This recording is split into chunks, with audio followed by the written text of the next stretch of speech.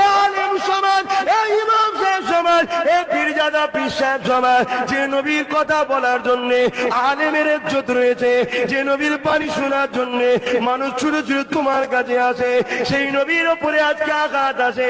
আমরা কেন চুপ থাকি? দুনিয়ার কোন চোর নেতার জন্য আমরা আন্দোলন করি, দুনিয়ার কোন জালিমকে একটু পছন্দ হয়ে গেছে তার জন্য মারপিট করতে পারি। যে নবী আমাদেরকে মানুষে বাঁচা শিখালো, যে নবী আমাদেরকে জান্নাতের রাস্তা দেখালো, যে নবী আমাদেরকে মর্যাদার আসনে দিল, আমি পীরজাদা হলাম, আমি আলেম হলাম, এতগুলো মানুষ আমার কথা শুনছে, নবীকে আমি ভালোবাসি বলে, তাই আজকে এই মেম্বার গুলোতে দাঁড়িয়ে দাঁড়িয়ে দাঁড়িয়ে বা বসে বসে বসে উলামা গুলো নবীর কথা কেন খুলে খুলে বলছে না? সামিনদের বুঝতে হবে, শুনতে হবে।